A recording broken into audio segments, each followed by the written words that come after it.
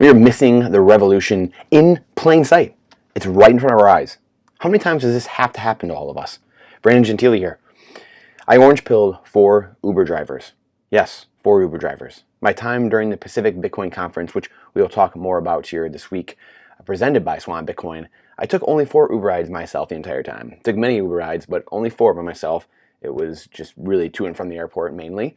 And naturally, each Uber driver, because they're beautiful human beings, asked me what I was doing in town. And I would say, I'm here for a Bitcoin conference. Every one of them, without fail, said, oh, really? A Bitcoin conference? But it's crashed, right? What's going on with that? We would proceed to then have a 10 to 20 minute conversation, a discussion on the asset and the network. By the end of each ride, literally, at each ride, all 4 of them, they were all pulling out their phone and asking for where they can buy Bitcoin and get education. Some of them, 2 of them, had already owned Bitcoin before and were just trading it like stocks. So, after having the discussion of what the monetary network truly is and how it's different from crypto, companies, private companies, stocks, all of them were pulling out their phone, asking me to show them where they can buy, where they can get educated, and we were sending sats back and forth in Lightning wallets, and it gave them the Swan website so they can buy their own and start getting educated. That is the revolution. That buying your Bitcoin, taking it out into self-custody, which Swan Bitcoin advocates for and has very, very easy ways to set up in there as well. And again, there's no affiliate links in here for Swan Bitcoin or anything like that, so don't worry about that. But they make it so incredibly easy and promote taking it off their exchange because they're not there to make money off of you holding like the crypto casinos, like the Coinbases and the FTXs and all these people swapping in and out of different tokens, taking fees off you the entire time. As we know, when you're driving a car, what's the best way to get wrecked? Well, it's changing lanes, right? Just like the best way to get wrecked is trying to day trade in and out of stocks, doing all this stuff, in and out of cryptos and swapping this for SHIB and whatever coins there are. It's a joke. Doge, Ethereum, Ripple, all these garbage tokens, all these Ponzi scam tokens. It's a mess. It's an absolute mess. And this is what Bitcoiners have been saying forever. Get out of all these scams. The revolution is changing, is removing money from state. That is revolution. And then guess what? The beautiful part is, and what people don't talk about enough, is their stories. It's not that Bitcoiners are geniuses. It's that, number one, all these things will be built. All the things that people want in all these altcoins and the things they claim to want, especially the average people that don't know any better, unfortunately, because we were all there at one time, which I'll get to in a second. These things will all be built on the Bitcoin blockchain. All these things will be built. Just have a little bit of patience. This is what's not talked about enough in the Bitcoiner community and in these stories that are not told about enough, that we will be building these things. A lot of them are being built. It's just just have a little bit of patience, and this will come. Not only will you have your own money, Bitcoin in the first layer protocol, you will have censorship resistant money outside of the governments. No one can tell you what to do with your money. No one can freeze it. Nothing. And then you can have all the fancy bells and whistles on top of that, layer 2, 3, 4, 5, and 6 layers built on top of the hardest asset to ever exist.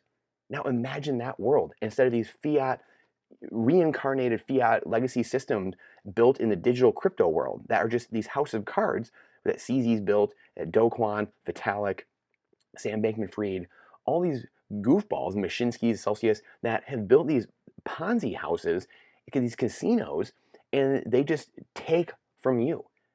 That's what is so frustrating. It's so beyond frustrating and literally gets my blood boiling because we're trying to save people here. And lastly, this is not that Bitcoiners are smarter than everyone or geniuses. We're all plebs at the end of the day. Whether you got 130,000 Bitcoin like Michael Saylor or you have 0.0001 Bitcoin, we're all the same. That's the beauty of Bitcoin. It's that we have seen this happen over and over again. We have the experience.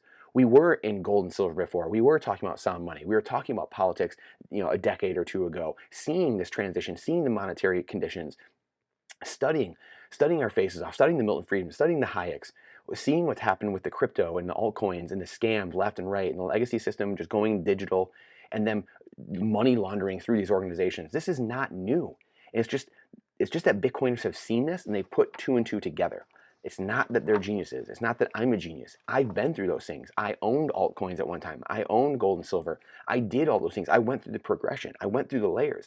And I finally ended up in what I believe is the right spot and what we know to be the right spot now. And it's continually, day after day, proves to be the only asset worth owning, quite honestly. This is not financial advice. This is purely code, mathematics, thermodynamics. We're not talking about the investing side even. That's the difference, and that's the story we don't tell enough. I went through and I tell my story more and more, but we all have these stories. Every Bitcoiner has a story of how they got into Bitcoin, when they first heard about it. No, usually no one bought it at first because it wasn't told to them the right way.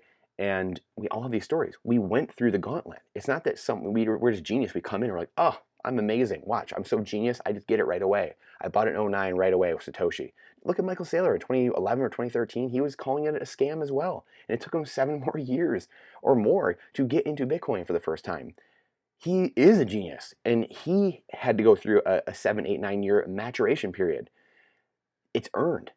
It's not given, it's earned. And that's the difference. That's the thing that really all of us don't talk about enough. Bitcoiners don't talk about enough. Connecting the dots. When you start talking to people like we just did, telling you a story, connecting the dots between inflation, monetary debasement, bank accounts being frozen, crypto Ponzi's being frozen and imploding, payments that cannot be restricted, and they're only fractions of a penny. You really see brains turn on and light up.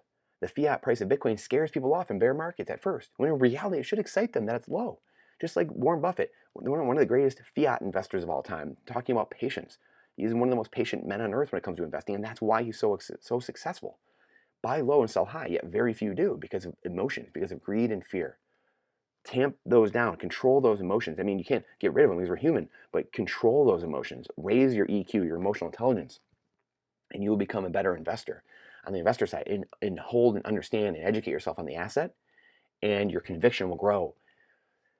And your hodling, your holding on for dear life will become easier. It'll never be easy, but it'll become easier as you are educated more and more and go through this gauntlet, this process. When you filter in analogies like your money is just an economic time, or I shouldn't say analogies, but explanations like what is money? Your money is just an economic container for your time and energy. Things start to come together as well.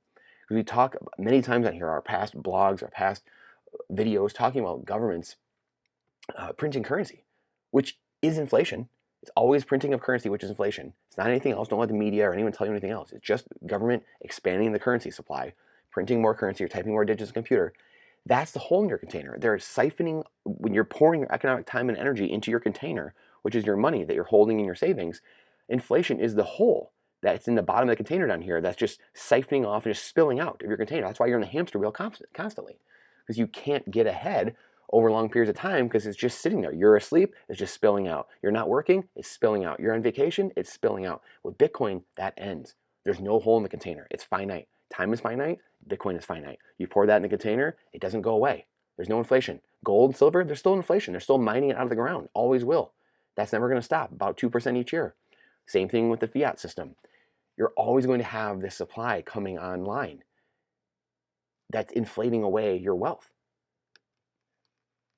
Similar to trading your finite time for an infinite object, like we talked about before, like sand or blades of grass. Why would you trade your finite time, the only thing you have that you can't get more of? Why would you trade that and make some illicit trade for something that's infinite, like blades of grass? You would never do that. So why do we do that with our time trading it for dollars or pesos or yen? That's an insane trade. Wouldn't you only want to trade something of equal value, something finite for another thing that's finite? No one would make that trade. And we're just conditioned to think that's okay with our government fiat currencies because that's what we've all grown up with. And here's the clown fraudsters themselves. Again, CZ, with all due respect, CZ, he has been the subject of a lot of speculation. His fiat Ponzi has not collapsed yet. I suspect it will. He's been in bed with a lot of these characters. Do Kwon, his went under. Vitalik, you know what? His token has not gone under yet either, quote unquote, but it's a captured coin. Now they're OFAC compliant. They're compliant with government and sanctions. They are captured. So that is gone. That's done. That's imploded basically. And Sam Bankman-Fried, as all of us have been seeing, the laundering scheme that's been run through him and the front man for a lot of bad actors out there. And this is just a fiat Ponzi, the legacy system, what we're trying to fix and what we will fix with Bitcoin, what Bitcoin does fix. Bitcoin fixes this. FTX, Celsius, Luna, Three Arrows Capital, all these guys who run these exchanges, Alex Mashinsky, and more. But again, how many more exchanges, shilling fake coins do we need to see blow up and people get screwed over before we learn that Bitcoin is the only asset? These Ponzi schemes are run with the blessing. The same fiat overlords and politicians are screwing your traditional financial system. This is why Bitcoiners have been screaming forever that Bitcoin is its own asset. Crypto is separate and it's all trash. There's Bitcoin and there's crypto. Just like Fidelius wrote, massive 30-page papers about Bitcoin being different than everything else. We've shared them on here. Get Off Zero and then Bitcoin First. They have two great separate 30-page reports.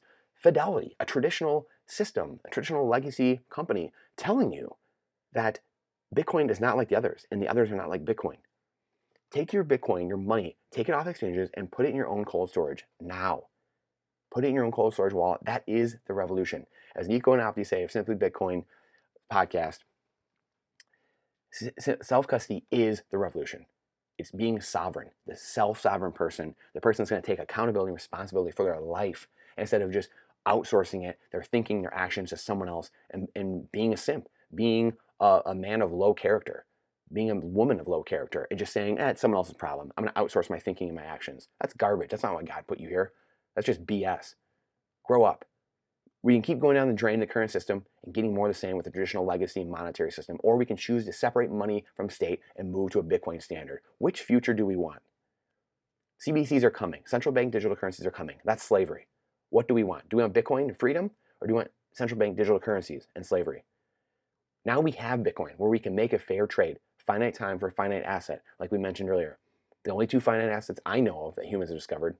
Therefore, if A equals B, then B equals A. Time is Bitcoin. Bitcoin is time. You can see the drivers' heads as I talked to them, all clicking and starting to spin as they realize they've been making that trade for as long as they can remember. They've been making this trade for their time, something finite, for something that's infinite. Fiat currencies. Might as well give them blades of grass or grains of sand. Bitcoin is savings technology. The savings technology we have, Bitcoin, will turn into a medium of exchange over time, globally, over the course of the next decade. Once it reaches escape velocity and more people are using it, the velocity picks up, we demand it, like all of us last week using it. It's the most fun I've ever had spending money before. It was so easy within whipping out my phone, putting in the PIN, and then tapping the QR code, paid, done, instant final settlement right away. That was the most fun I've ever had buying something. It was unbelievable. And I'm not even joking. This is not hyperbole. Kept buying coffees because I want to do that. That was the ecosystem, a future glimpse into what the world will look like. No one can censor you. No one can take it from you. Nothing.